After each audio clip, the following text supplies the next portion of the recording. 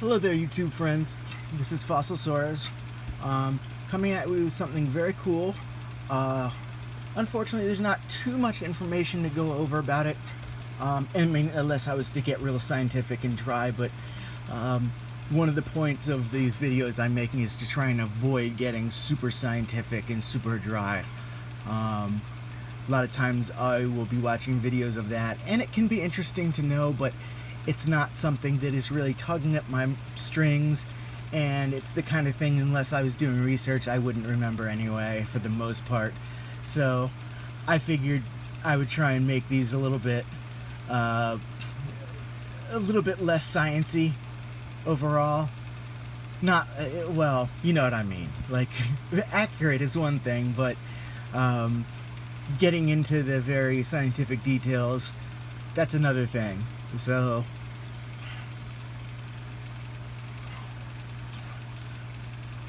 this is a crocodilian from the Chem beds, so it's a Cretaceous animal. It is likely, well, it is probably called from something called an Elosuchus, which has a gharial-like snout, which is one of the ways to kind of point it in the direction of Elosuchus. With a lot of crocodilians in the Mesozoic, it can be extremely hard to nail it down to a species. Certain things like the gharial snouted ones can be a little bit easier to nail it down to a smaller group, but if it has a larger, more typical crocodilian or alligatorine shaped snout, it can be a lot harder, and in some cases impossible, to narrow it down, sometimes even to a family. So, and in most places where there's crocodilians, there can be a dozen of crocodilians that are almost the same, that look so similar. So crocodilians can be pretty tough. They're still very cool. To be honest, I mean, I'm terrified of crocodiles and alligators nowadays, like it's a phobia of mine, so I don't know if that kind of lends into it, but in a way I'm not as interested as crocodilians as I am with dinosaurs and other marine reptiles. I don't know if it's partially because of that, that they just don't hold as much interest to me, but I still do find them very cool. And when I find very cool, beautiful specimens, I will still be happy to go for them. I'm just not going to go for individual teeth or something like that, unless it was something real special, like a Deinosuchus or Sarcosuchus or something that is just a very cool animal, huge teeth, where it would be the only possibility of getting something from them anyway. Now, Elosuchus is from the Deinosuchid group. You know, I always get mixed up by like family, group, genus, so on. So it's very likely in one or more of my videos I'm going to misspeak when it comes to that topic, so you'll have to forgive me for that. I do my best, but I'm really not very good with that. But I believe that is genus, the Deinosuchids. And they are very thin-snouted, gharial type crocodilians. So, as with modern ones, those are much more fish-eating animals than large reptile and dinosaur-eating animals. Now, these guys didn't get huge. I believe the average was like,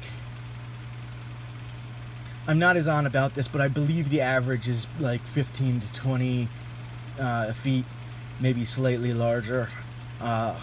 which is not as impressive then as it is now, because a lot of animals, crocodilian, sharks, so on, just tended to be averaging a larger size in the Mesozoic and just any prehistory than they do now.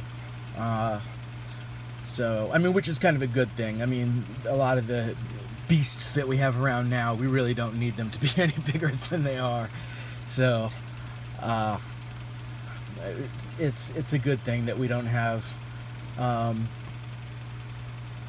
average crocodilian being 20-25 feet around here.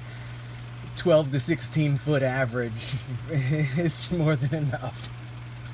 So I don't have too much more to say about the type of animal, but this fossil, like I said, it's not my crocodilians are not really my go-to, but this was very cool, and it came from a friend that was selling for a while, so I was able to get a fantastic deal for it. Now, some of these teeth are totally original, like that one and that one.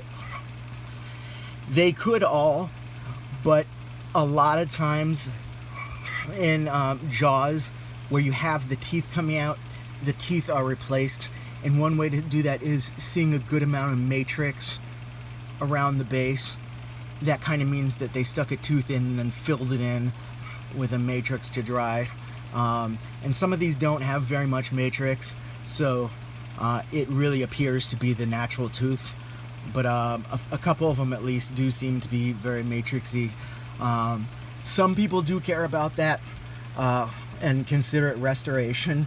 To be honest, I don't, because it doesn't affect the fossil itself. It's just kind of adding a little flash back to the fossil. Plus, you're getting free teeth, so I never have a problem with that.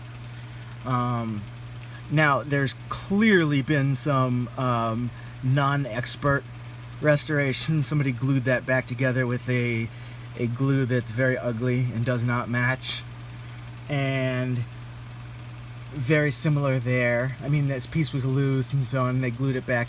And this one doesn't look as bad from under here, but you can actually tell that the glue that they used can work if it's thin enough glue, but some globs on. This tooth clearly has too much of that gunk. But overall, it's a beautiful fossil. Crocodilian or not, very cool. Happy to have it. Sadly, this was right around the time where Morocco was starting to cut down on their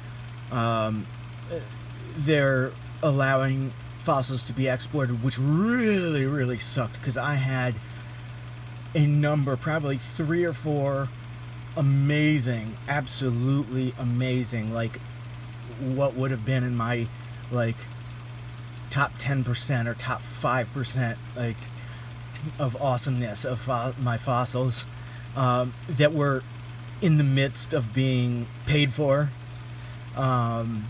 So not only was I suddenly not allowed to get them, one person that I was doing that from, even though they were friendly, and this is always a risk, even though we were friendly to each other, and I would consider us having been kind of friends, helping, like he was happy to help me out. Once that happened, he just kind of disappeared and I didn't get my money back. It just became, I mean, obviously it would have been a hassle for him, and he was just like, oh, I have the money, oh well. And that was a risk. I mean, I was not foreseeing that suddenly I wouldn't be able to get them, but had that situation, that horrible situation, not have come up, I'm 100% sure I would have still gotten everything. So it seemed safe enough. Didn't really cross my mind that suddenly the government would start cracking down like that. So, I mean, I got some nice things from him. Very sad that some of the nicer ones are things that I wasn't able to get. Sad I didn't get my money back, but it's part of the trade. I mean, I believe, I can't really remember exactly what the situation was why I was unable to actually get my money back. I believe it was because I was doing friends and family through YouTube, which does not have any kind of security measure to it. So it sucked, but I mean, no point dwelling on it. But yeah, I'm not really sure what I'm going to do. I like the idea of having it displayed sideways like that so you can kind of see it right up. But I do also like the up and down kind of. I'll probably have it displayed more like this. If this was the flat wall, have it kind of coming out like that towards you. Or even in the cabinet, I would have something holding it up like that. I do like the like 45-degree angle situation. So we'll see. I have a lot of plans for a lot of the fossils that I have as far as how to display, but until it really comes down to it, I mean, I can make plans and I can think, but I can't be sure. I can just imagine and be excited about it. So well, thank you all for listening to me. This video was a little bit more rambly than the other ones, I know. So thanks for sticking through the end. Please give me a like, subscription, and I hope to see you next time.